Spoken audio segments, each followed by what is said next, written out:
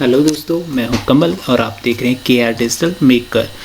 आज हम डिस्कस करेंगे कंपटीटर एनालिसिस। लास्ट वीडियो में भी हमने कंपटीटर एनालिसिस किया था हमने, बट उसमें थोड़ा मैंने शॉर्ट में आपको बताया था कि किस तरह से हम कंपटीटर का एनालिसिस करेंगे। एंड जो आज का वीडियो पार्ट 2 इसका बना रहा हूँ मैं कि फुल डिस्क्राइब करके कि किस तरह से हमारे को कंपटीटर का एनालिसिस करना है एंड उसके बाद जो भी स्ट्रेटजी बनानी है अपने कंपटीटर के लिए। तो सबसे पहले हम चलते हैं जो भी हमारे पहले तो हम ये देख लेते हैं कि हमारे पास जो फ्री वाले टूल्स हैं कि कंपटीटर एनालाइज करने के लिए वो कौन कौन से हैं। तो इसमें है similar web.com and spyfu.com and ahrefs.com, Semrush जो फ्री मतलब ये फ्री भी सर्विस देते हैं। कुछ फीचर जो है ज़्यादा फीचर इसमें पेड में भी है। तो हाँ मतलब काफ़ी ज़्यादा इससे हमारे को मतलब फ्री में ही हेल्प मिल जाती है। तो ये वाले टूल जो हैं वो हमारे को काफ़ी मतलब हेल्प करते हैं वे कंपटीटर एनालिसिस करने के लिए। एंड पहले तो हमारे को ये जानना बहुत ज़रूरी है कि जो कंपटीटर एनालिसिस है वो हम करेंगे क्यों, हमारे को क्या बेनिफिट है उससे। एंड जो अगर हम मतलब हमारे लिए किस तरह से वो बेनिफिशियल है। भाई कंपटीटर एनालिसिस इसेंशियल और ज़रूरी भी क्यों है ये। तो पहले तो हम यही डिस्कस करेंगे। तो जो कंपटीटर एनालिसिस बहुत ही ज़्यादा हमारे लिए इम्पोर्टेंट है, क्योंकि अगर हम जो भी हम सर्विस दे रहे हैं, जो भी हम बिजनेस कर रहे हैं, हमारी वेबसाइट है, तो जिस एरिया में हम अपनी सर्विस दे रहे हैं ये हमारे एरिया में वही सर्विस बहुत सारी कंपनीज, बहुत सारी जो बिजनेस होल्डर हैं वो बहुत सारे मतलब वो सर्विस वो दे रहे हैं। तो हमारे को किस तरह से उनको compete करना है, किस तरह से हमारे को उनको बीट करना मतलब और उनसे टॉप पे हमारे को आना है, ताकि हमारी जो इनका हमारा बिजनेस जो ग्रो करें।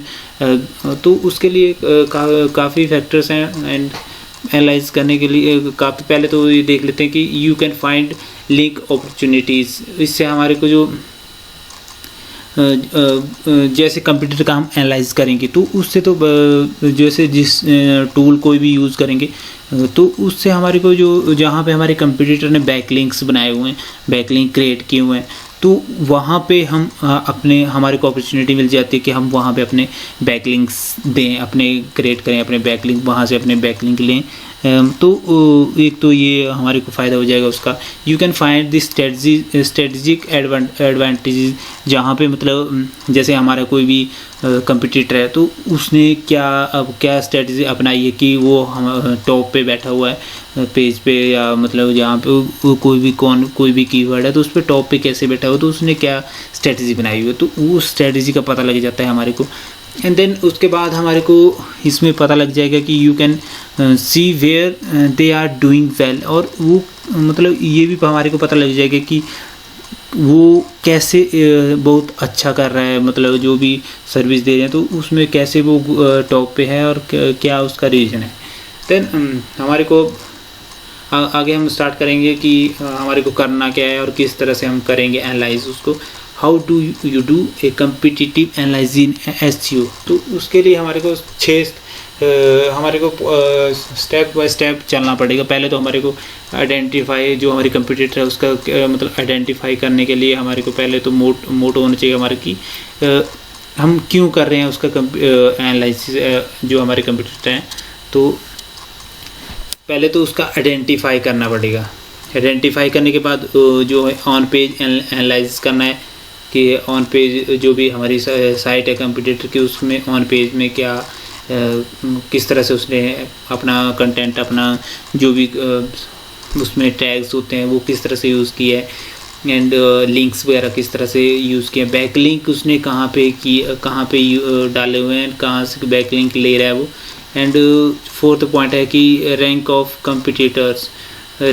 कंपटीटर की कौन से वो टॉप पे बैठा है, तो वो कौन कौन से कीवर्ड्स के ऊपर बैठा है एंड कहाँ से उसको रेवेन्यू मिल रहा है, कहाँ से उसकी जो ट्रैफिक है वो कहाँ से आ रही है, ये सब वो उसमें फाइंड आउट करेंगे। कंप्यूटर ट्रैफिक एनालाइज करना है, उसमें मतलब ये सारा जो हमारे को इससे हमारे को जो भी स्ट्रेटजी उसने अपनाई है तो वो स्ट्रेटजी का पता लग जाएगा एंड हम वही फॉलो करके एंड उससे कुछ बेटर करके भी हम वहाँ मतलब टॉप पे आ सकते हैं। तो पहले तो इसमें आ जाता है कि इन्वेस्टिगेट योर कंपटीटर, जो हमारे कंपटीटर उसको इन्वेस्टिगेट करना है कि कैसे वो टॉप पे है और कौन से कीवर्ड्स पे है। तो फाइंड द टारगेट कीवर्ड, पहले तो हमारे को टारगेट कीवर्ड्स फाइंड आउट करने। जैसे अब मैं डिजिटल मार्केटिंग की सर्विस दे रहा हूँ, एसईओ की सर्विस दे रहा हूँ, पीपीसी की सर्विस दे रहा हूँ, तो मेरे कीवर्ड्स हो सकते हैं कि best SEO company, best digital marketing company, SEO company इन चंडीगढ़, एसईओ कंपनी इन मोहाली। तो ये मेरे कीवर्ड्स हैं। तो मेरे को चेक करना है कि मेरे कंपटीटर क्या हैं, कौन है और वो मतलब टॉप पे क्यों हैं, कैसे हैं।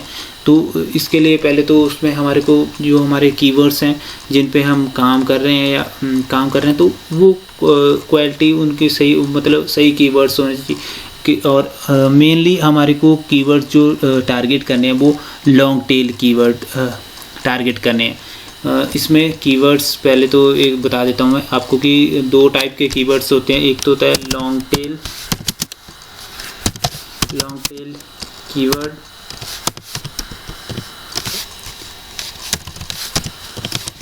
ओके, एंड सेकंड होता है शॉर्ट टेल।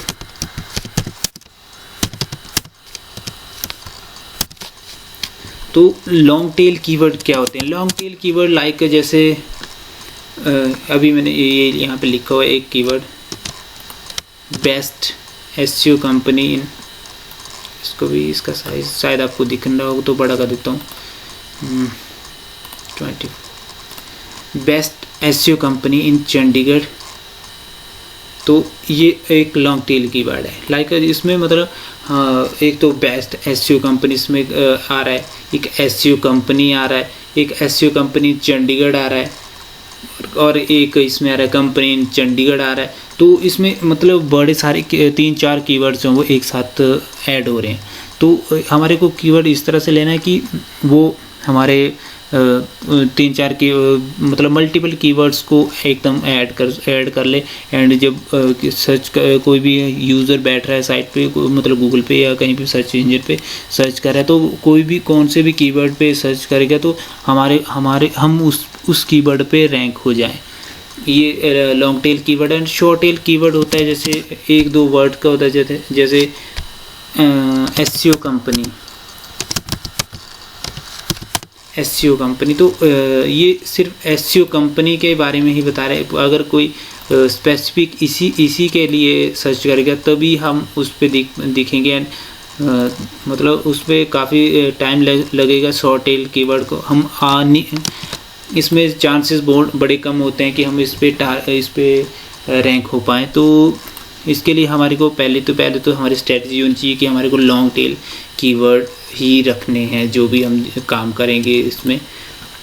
देन उसमें हमारे को जो हमने टूल यूज़ करना है बेस्ट एसईओ कंपनी, यह हमारा कीवर्ड है।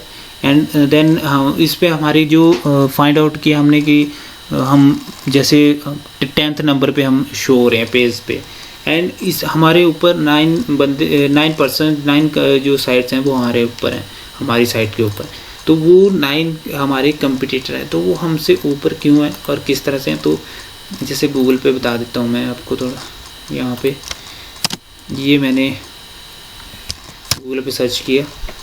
सर्च करने के बाद अब यहाँ पे जैसे अगर आपको पता नहीं लग रहा है कि यहाँ पे आप देख रहे हो फर्स्ट पेज पे, सेकंड पेज पे, आप पहले तो आप सेटिंग में जाके इसको 100 रिज़ल्ट भी शो करवा सकते हो एक पेज पे।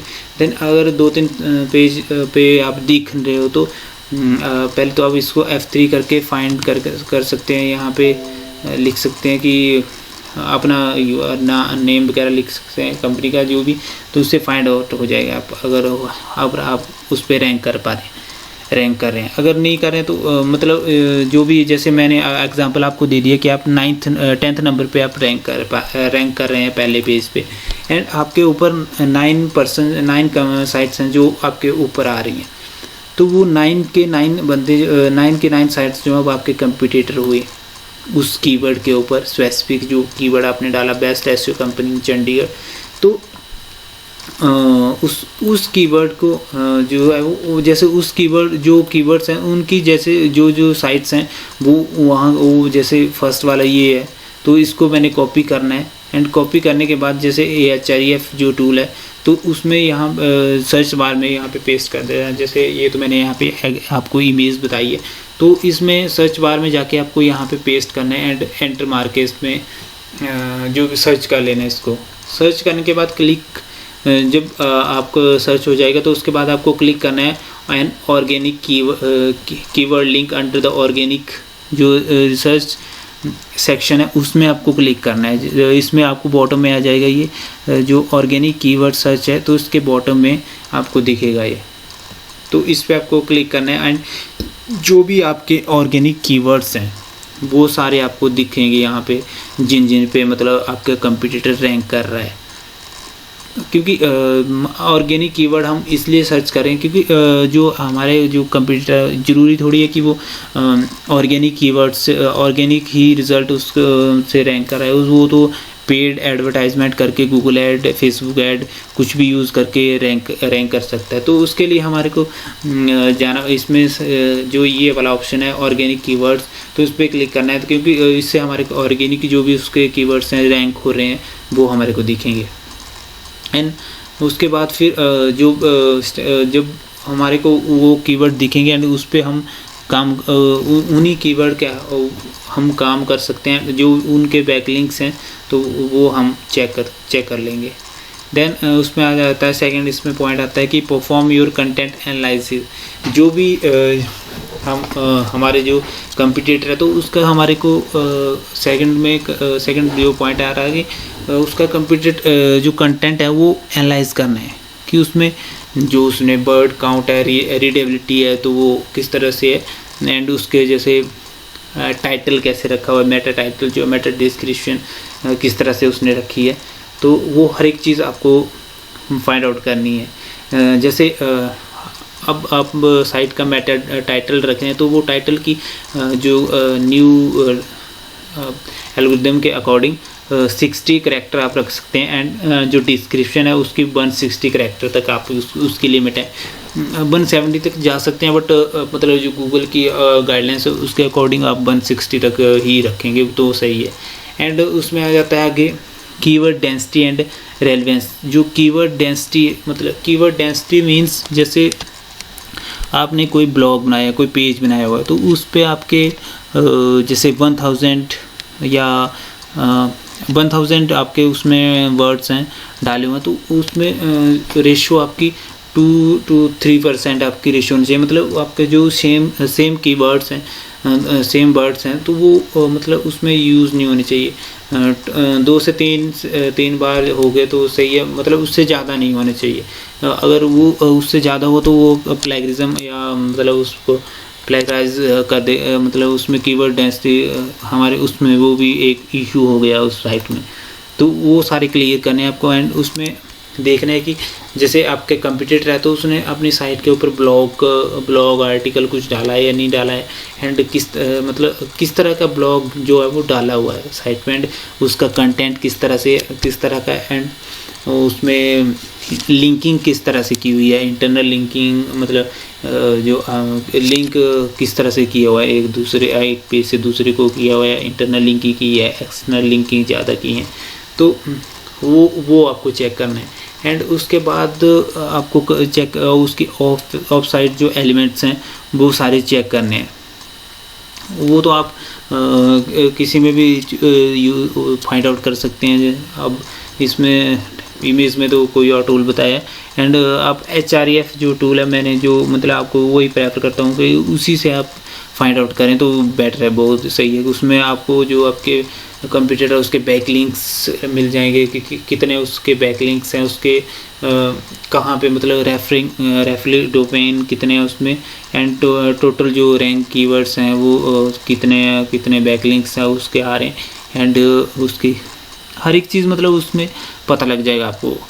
एंड देन उसमें लिंक अथॉरिटी एक चीज़ और उसमें आ जाती है कि वो आपको देखनी कि उसका वो डिपेंड करता है आपकी डोमेन होस्टिंग एंड जो आपके डोमेन वगैरह है उस हर एक चीज़ मतलब डिपेंड हर एक चीज़ के ऊपर करता है कि आप कितना रैंक कर रहे हैं, तो उसी के ऊपर डिपेंड करता है कि उसकी लिंक अथॉरिटी कितनी है। जैसे एक पेज पे आपने मतलब एक्सटर्नल लिंक कितने आपने दिए हैं एंड कितने आप दे सकते हैं, 2-3 एक्सटर्नल लिंक दिए हैं या इंटरनल लिंकिंग ही की है, तो वो सारा आपको चेक करना पड़ेगा। देन उसके ये चीज़ भी चेक करनी है कि उसके लिंक टाइप कितने किस तरीके के उसने लिंकिंग की है। जैसे इंटरनल लिंकिंग की है, एक्सटर्नल लिंकिंग की है। इंटरनल लिंकिंग मीन जैसे 10 पेजेस हैं उसमें साइट में, तो एक पेज को दूसरे पेज के साथ लिंक किया है या जो भी लिंक है वो उसको एक्सटर्नली कोई साइट्स हैं उनके ऊपर लिंक करवाया है, तो ये सब आपको चेक करना है। देन एंकर टेक्स्ट जैसे उसने ऑफ पेज पे ब्लॉग्स बनाए हुए हैं, ब्लॉगर आप ब्लॉग बना सकते हैं जैसे Blogger, Wix, WordPress, Bravenet, Tumblr, JustPaste, Penzu and sites Google की है जो sites.google.com पे उस बड़ी सारी साइट्स हैं जहाँ पे आप ब्लॉग क्रिएट कर सकते हैं। तो एंकर टेक्स्ट हुआ कि जैसे अपने कंटेंट आपने डाला हो तो उस कंटेंट के ऊपर अपना लिंक डालना, वो एंकर टेक्स्ट हुआ। तो किस तरह से वो एंकर टेक्स्ट डाला हुआ है, कौन कौन से पेज के लिए मतलब टारगेट किए हुए, अपने जो होम पेज है वही टारगेट किया है या अपनी सर्विस के पेजेस टारगेट किए हैं या अपनी साइट के अंदर जो ब्लॉग्स डाले हुए हैं वो टारगेट किए हुए हैं, तो वो सब आपको फाइंड आउट वहाँ से उसमें चेक करना है। एंड एनालाइज वेबसाइट डिज़ाइन भी आपको चेक करना है कि एसईओ फ्रेंडली है वेबसाइट, मतलब जो मोबाइल फ्रेंडली है या नहीं है, क्रॉलेबल है, गूगल को क्रॉल करने के लिए है, सही है या नहीं है। तो हर एक चीज़ आपको डोमेन उसका होस्टिंग चेक कर लेनी है। And analyse competitor social media profiles, ये बहुत ही सही पॉइंट्स हैं कि उसके जो सोशल मीडिया के प्रोफाइल्स हैं जहाँ हो सकता है कि उसकी सोशल मीडिया के थ्रू ही उसको ट्रैफिक मिल रहा है, उसकी सोशल मीडिया काफ़ी स्ट्रॉन्ग हो, उसके थ्रू उसके जैसे पोस्ट उसकी फ्रिक्वेंसी, उसके एंगेजमेंट, उसके लाइक्स, उसके फॉलोअर्स किस तरीके के एंड किस तरीके के पोस्टिंग वो अपनी साइट के ऊपर कर रहा है, जो वहाँ पे अपने सोशल मीडिया के ऊपर कर रहा है। तो ये चीज़ भी आपको उसमें ध्यान रखनी है।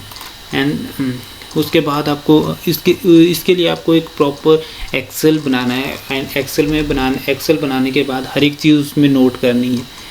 एंड उसके बाद आपको उसमें चेक कर लेना उसका जो गूगल बिजनेस पेज है उसमें वो चेक कर लेना कि उसमें क्या क्या सर्विसेज उसमें ऐड की हुई हैं एंड उसमें उसके जैसे प्रोफाइल्स में किस तरीके का कंटेंट डाला है, इमेजेस डाली हैं या वीडियोस वगैरह डाली हुई अपलोड किए हैं, तो वो सारा उसमें चेक करने के बाद आपको ही मतलब एक्सेल बना के एंड प्रॉपर एक एनालाइज करना है उसको।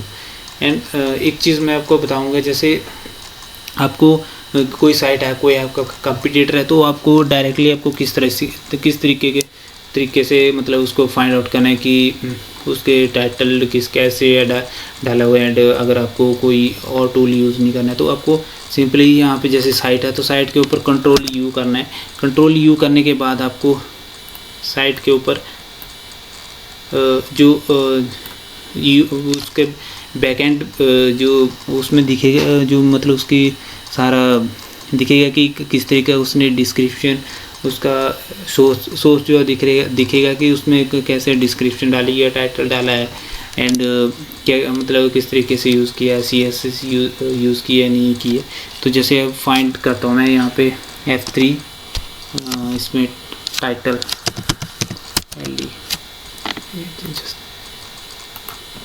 अभी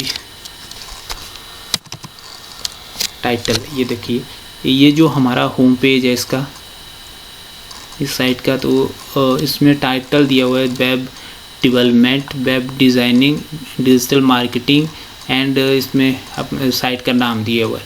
इसमें जो होम पेज है उसमें अपनी तीनों सर्विसेज दे दी हुई है एंड साइट का नाम भी दिया हुआ है। मतलब इसमें डिज़ाइन डेवलपमेंट और डिजिटल मार्केटिंग एक कंपनी करती है एंड अपना नाम भी बंदा जो भी सर्च करेगा तो वो कुछ भी सर्च कर सकता है, जैसे डेवलपमेंट के रिलेटेड सर्च कर सकता है एंड डिज़ाइनिंग कर सकता है, डिजिटल मार्केटिंग कर सकता है। डिजिटल मार्केटिंग में भी अंदर बड़ी सारी जैसे ब्रांच उसमें है, तो जैसे SEO है, SMO है, PPC है, कुछ भी तो वो इसमें कवर हो रहे हैं। एंड जैसे मेटा टाइटल हो गया, मेटा डिस्क्रिप्शन मैं आपको सर्च कर रहा हूँ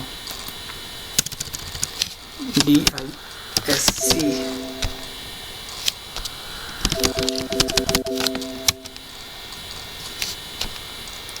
डिस्क्रिप्शन इसमें बता रहा है। एक चीज़ और कर लेते हैं,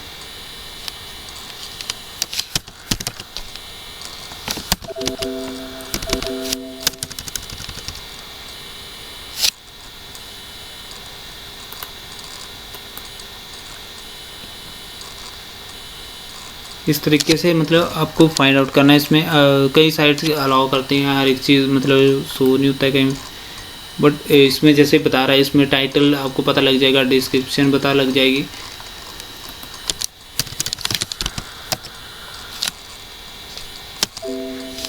इसमें शो नहीं हो रही डिस्क्रिप्शन, में भी शायद इसमें अलाउ नहीं करवाई है, बट आपको इसमें फाइंड ये आप इस तरीके से आप सर्च कर सकते हैं।